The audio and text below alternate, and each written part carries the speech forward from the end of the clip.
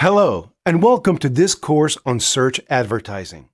In this course, we're going to cover how to set up paid search advertisements with Google AdWords. This course is divided into 3 modules. Module 1 covers ad campaign goals. Module 2 covers ad groups and keywords. And Module 3 covers creating the ads and monitoring performance. By the time this course is over, you'll know how to effectively launch search engine ad campaigns and bring in massive traffic to your business. So without further ado, let's dive into the first module. Hello, and welcome to Module 1.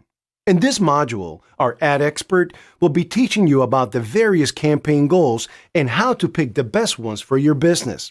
So get ready to take some notes and let's jump right in.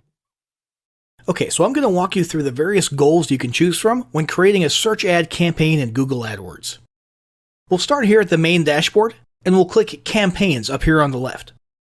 This brings us to our campaign dashboard, and since we want to create a new one, we'll click this blue plus sign button here on the left-hand side, and we'll select New Campaign.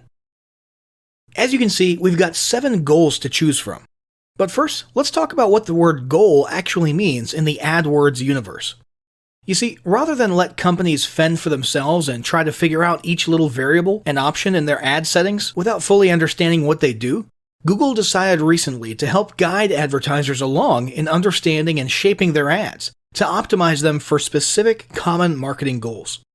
So if you choose one of these goals, you'll see helpful little suggestions next to all the settings and options in the upcoming steps. Suggestions specifically tailored towards your goal. It takes a lot of the guesswork out of the ad creation process, which previously could be pretty confusing. Now keep in mind, you want to pick the main thing you want to accomplish with this particular ad campaign. Let's have a look at each one. First up, there's sales. Google AdWords can help you bring in sales through a multitude of channels, including online stores, sales pages, inside apps, over the phone, and even physically in-store. Now you'll notice down here a list of campaign types associated with each campaign goal. This could be either search ads, display ads, shopping ads, video ads, or universal app ads. Since this course is all about search advertising, we'll want to make sure any goal we select has search as an applicable campaign type, which, as you can see, sales does.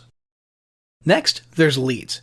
This is all about getting prospects onto your list. Whether you're building a basic email list or doing more complicated lead generation where you're collecting phone numbers, addresses, or anything else, this goal will help you optimize your ad for maximum return. Since this goal's main focus point is conversion tracking, it doesn't limit you to traditional lead generation. This can also help you optimize for other actions like registering for a webinar or taking a survey.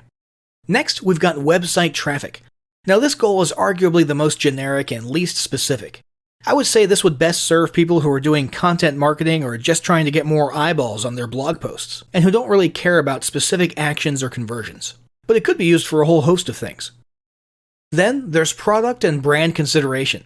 This is a highly specialized type of goal that's largely oriented towards potential customers who have already started their research process, and you want to distinguish your products or services from others, and encourage them to explore more about your solutions. There's a lot more potential for engagement within the ad with this goal. For example, you can create interactive light boxes and ads with multiple images that they can interact with. It's pretty cool, but as you can see, this goal is only applicable to the display and video campaign types, not search ads, so we can skip it. Brand awareness and reach. This one's all about views. If people click your ads, that's great, but we're really focused on people noticing, seeing, and becoming aware of your brand. Your name, your logo, your unique selling proposition. As you can probably guess, these are very visual ads, and as such, search is once again not one of the applicable campaign types, so we can skip this. Next, app promotion. This one's pretty straightforward. You want people to install and use your apps. This one relies on the universal app campaign types, not search ads, so it doesn't apply to us for this course. Finally, there's the no goal option. This is where you're totally unguided. You've got your pick of any campaign type, and you don't have any tailored recommendations during the creation process. This should only be used by advanced users who know AdWords and ad performance like the back of their hands. And since you're watching this video lesson right now, it's a safe bet that doesn't apply to us. For the sake of this lesson, we're going to go with leads as our campaign goal. So I'll click that, and as you can see, we can now choose from any of these applicable campaign types. We'll choose search ads, and for the ways to reach our goal, we'll choose website visits. We don't really have a demo website for this lesson, so the first random website that pops into my head is everlesson.com, which is a really sweet membership/e-learning platform. So I'll type that in here and hit continue. That will bring us to our campaign settings page, which is what we'll cover in the next lesson. Hello, and welcome to Module 2. In this module, our ad expert will be showing you how to set up ad groups and keyword for your campaign. So get ready to take some notes and let's jump right in. Okay, so we'll start here on the campaign settings screen. Now that we've chosen a goal, we're going to configure our settings for this campaign and then move into ad groups and keywords. So first we want to give our campaign a name. I'll go ahead and leave the auto-generated name they've got for me right here. Next, we'll choose which networks we want ads to appear on for this campaign. Now you can augment a search campaign with some limited display network ads if you want, and in that case, Google will basically determine relevant placements around the web and stick your ads there with what it considers leftover money from your budget. For our purposes, we'll go ahead and uncheck that display option and focus on search only. Next is the location field. Now this is pretty cool.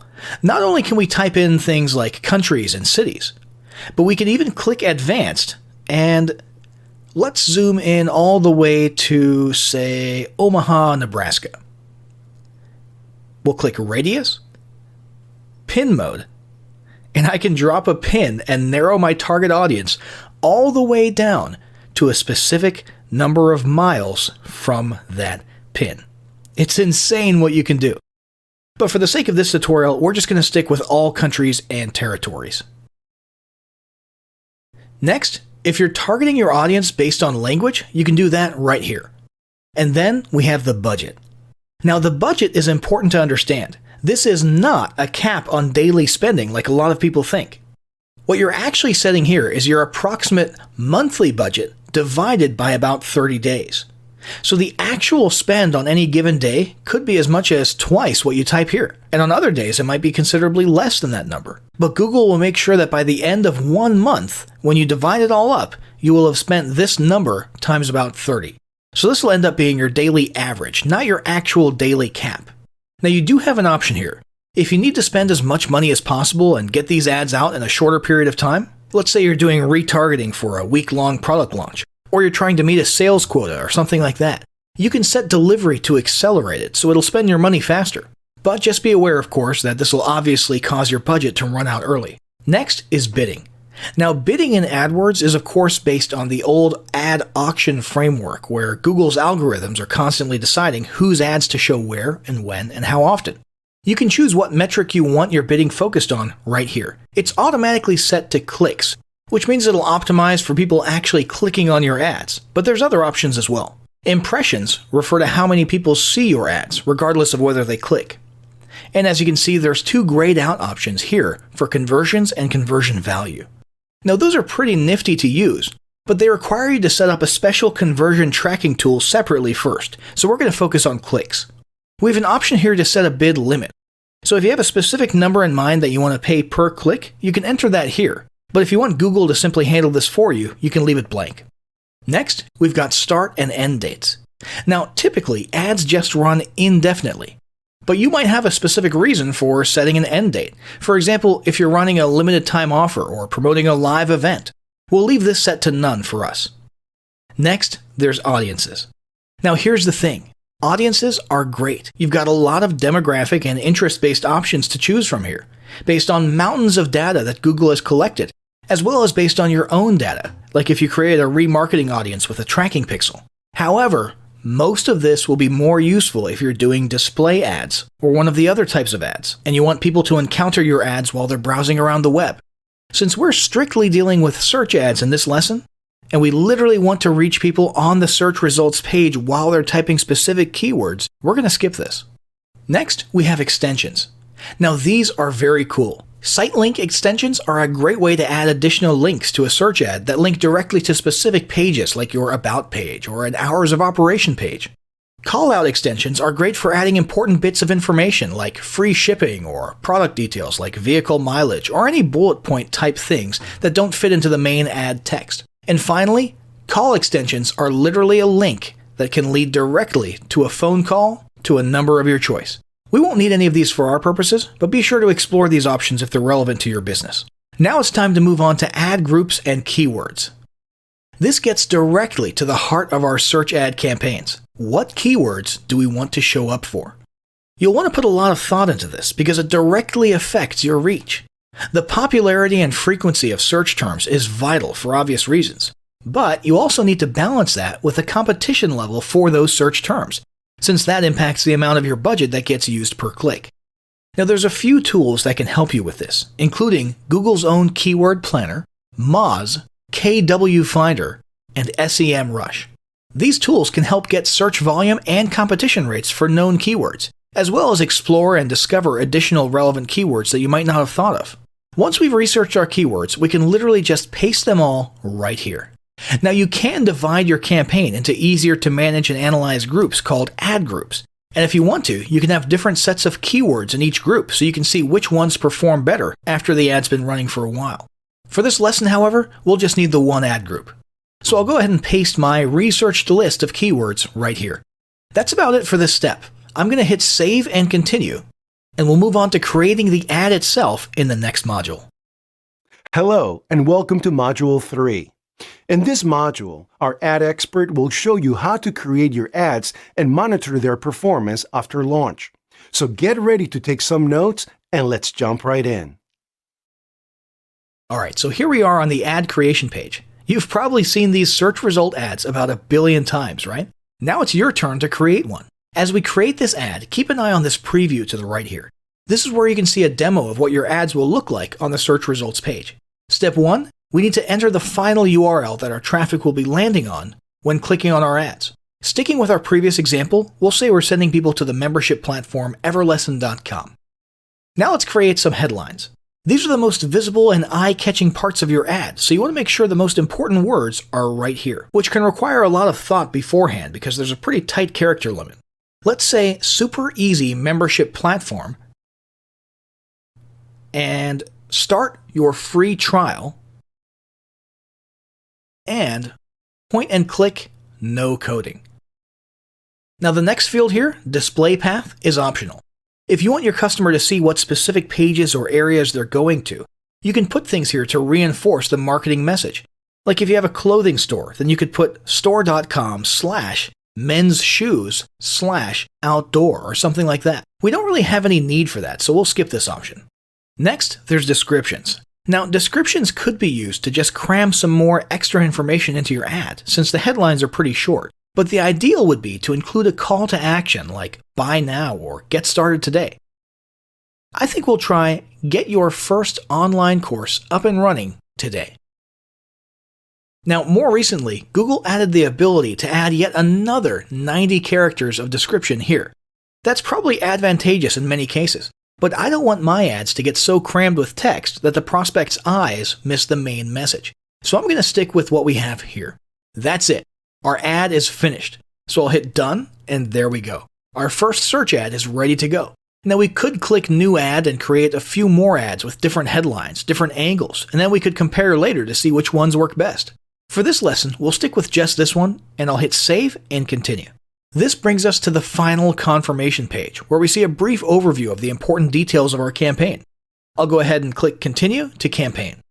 And here we have the dashboard for our ad groups. Now, it's not going to be very helpful to go over these stats when everything says 0.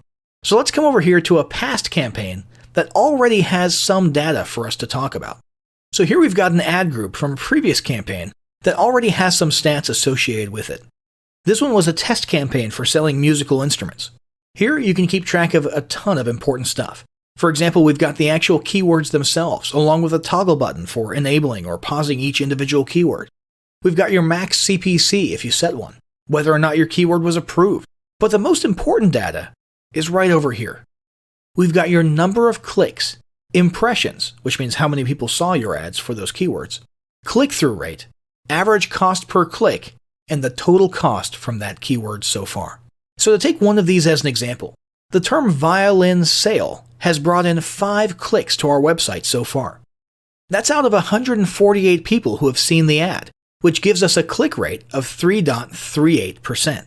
Now, based on the way Google was handling our bidding, we ended up spending $3.29 for those 5 clicks, which gives us an average cost per click of 66 cents from that keyword. As you can see, this campaign was in its infancy, but you should definitely monitor these stats regularly because over time, with more data, the averages become more certain and the differences in performance between keywords become more clear. If you determine that certain keywords aren't performing that well, or that there's just not enough search volume and you want to focus your budget elsewhere, you can pause individual keywords right here with this toggle option. And there you have it. We've successfully created a search advertising campaign.